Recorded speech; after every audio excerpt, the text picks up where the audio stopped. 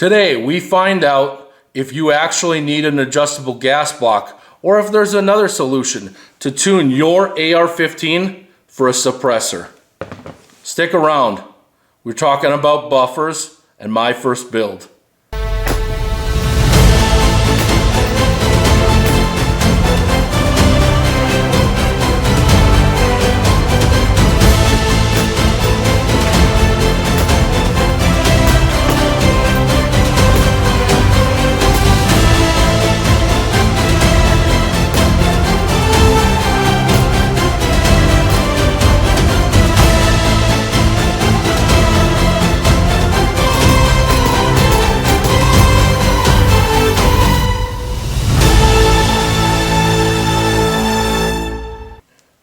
Hey everybody, Randy Reviews It here. So today we're going to be talking about my first AR-15 build and the journey I'm on right now with buffers, springs, weights, all of that. So to start this off, huge shout out, the biggest shout out ever to Sons of Liberty Gunworks, because they helped me make sure that my AR-15 build came out perfectly. And we'll get into that. So let's walk through what's going on here. So I got an Arrow upper receiver, PSA lower. We got the CMMG brace on here. We have little BCM hand stop action. Sons of Liberty Gunworks. This is the M76 rail on here. We have the Huxworks Helix TI, the QD. With the flash hider under here, lead and steel Promethean on here. Inside, this is one of the things that was really interesting about this gun. Inside I have the lead and steel 12.5 HM monoblock barrel. If you're not sure what that is, the gas block is actually machined into the barrel. So there's no way for it to leak, and it's just on there. One of the failure points with AR-15s is kind of how that gas block, if it's pinned, you know, set screwed, however that's in there, and then making sure that it's sealed correctly. Well, with this, it takes all of the thinking out of it. And with a 12.5 mid gas gun, it really lends itself well to being suppressed. So that's what I want to do. It's a chrome line barrel. I got it on sale from Lead and Steel, and I was originally just looking at picking up an ARC from them, but they weren't offering the ARC, I think, at the time in a 12.5 anymore. So I picked up the barrel and decided to build my own. It was a lot easier than I thought to build. I have the Lead and Steel all-rounder carbine charging handle on here too, which I believe is, what is it? It's the same as a Warhammer.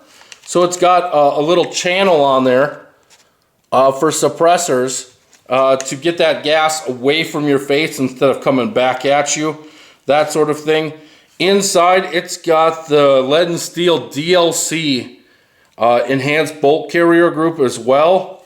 Not going to talk about the trigger because it's something special, and I don't necessarily want YouTube to know about that, but overall, I took this to the range and it performed really, really well. If you saw in the footage at the beginning of the video, it's now gassed properly. I'm not getting any gas to the face. I got a good ejection pattern, really happy, light recoil. And why is that? Originally, when I bought this gun, I had the standard buffer, standard carbine buffer and spring. When I was doing research online, it seemed like anything less than a 14.5, everyone was doing an H2 buffer. So I decided it's about time to switch buffers. I know Big Timber Lodge and I had a podcast, and he was talking about in some of his videos recently that he's been messing with buffer weights to get his gun tuned for being suppressed as well. But I decided I wanted to do it. I bought the Geissele, like the braided spring with the H2 buffer, and it's been absolutely amazing to shoot. I have a perfect ejection pattern. I don't get gassed at all. I got a flow through can, which helps. But overall, this gun is running really, really well. Love this upper.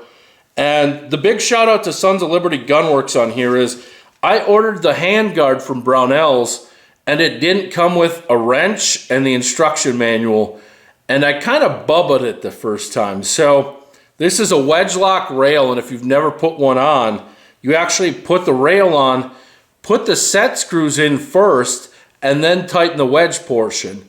Without the instruction manual, to me, it would work the way that you normally expect a process to work, where I put the handguard down, tighten the wedge, and then when I got it where I want it, I put in the set screws. Well, when that happened, to get to this wedge lock bolt is also very difficult unless you have the wrench that comes with it. So I put the handguard on, tighten the wedge lock, and the handguard moved away from the receiver about 1/4 of an inch. So I was like, all right, how do I get this back? So I'm trying to figure out where that wedge needed to be to get it back down and to try again, and it wasn't happening. And then I looked up a YouTube video that gave me instructions on it. I saw what I was doing wrong without putting in the set screws. So I went in to put the set screws in, and I stripped one of them out. That evening, Sons of Liberty, I hit up the Discord that I'm in, and they said the Sons of Liberty Gunworks is great, and that I should hit them up. They even, like, I think the owner has his phone number out there. I'm not going to give it out because that's just rude. And I wasn't about to call him that late at night because that's just rude. So I sent an email to them. The next day they responded. They said, send in the whole upper. We'll take a look. And within 2 weeks, my upper was back with me. They had everything squared away with the handguard on it. Everything lined up, all that stuff. And they did it on the house. So Sons of Liberty Gunworks, you guys are amazing.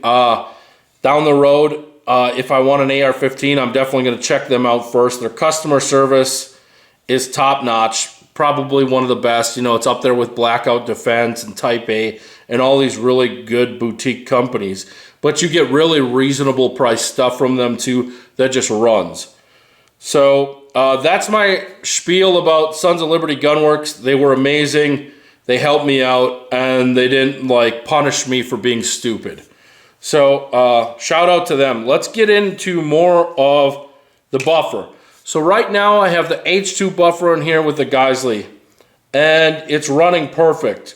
I have another gun on the way from Griffin Armament that has a suppressor optimized buffer in it that has a little bit of a spring into it. So I can't wait to check that out. But on another gun, my 11.5 Type A, it doesn't have a heavier buffer or anything in it. And I'm really getting curious because I've gone down this route of trying different buffer weights and springs and things like that. And talk of the A5 buffer system keeps coming up. So I'm really curious in the comments with this one. Are you guys running an A5 buffer, and how much of a difference did it make? Because what the A5 buffer is it's built for the rifle length buffer tube on the back. And it actually comes in, I believe it's like a 308, it's the same as a 308 buffer tube. And then you put the bigger A5 buffer in there with a little bit longer spring. And it actually is supposed to manage recoil better, just cycle better. And you have more options for weights in that, and they're spread out better so that on suppressed guns it's supposed to run better as well. So I'm getting into different buffer weights now. I have a few project guns that I'm looking to build. Now that I've built my first one and found out how easy most of it is, I'm going to be looking to do that in the future. I want to build like my dream SHTF gun down the road. It's going to involve a lot of V7 parts, and I think I'm going to try the A5 buffer system. So kind of why I made this video is to tell you about, one, how awesome Sons of Liberty Gunworks has been, two, how cool mid-length gas on a short barrel is, which has been awesome. This is gassed really, really well. three, we're talking about buffers today a little bit. How switching to an H2 has really improved this, because when I had the regular, I put this on my Type A with the regular buffer, and I was getting like a 1 o'clock, like 2 o'clock ejection pattern, and it was a little bit more recoil. When I switched it over to the H2 buffer, I was getting like that 3 or even 4 o'clock ejection pattern with a better recoil impulse. So that buffer definitely made a difference, and I think I'm sold on going down this route of exploring new buffers, especially with the A5. I just know that you have to put a different buffer tube on to run that. So let me know in the comments, are you running an A5? Is it worth it? Do you think that it's all hype? Anything like that? I would love to hear that. This video is kind of, my way to get feedback as well. So yeah, I would appreciate that. Thanks everyone for watching. Go out there, run your guns, get some training, have some fun, make sure everything works and that it works for you. Take care.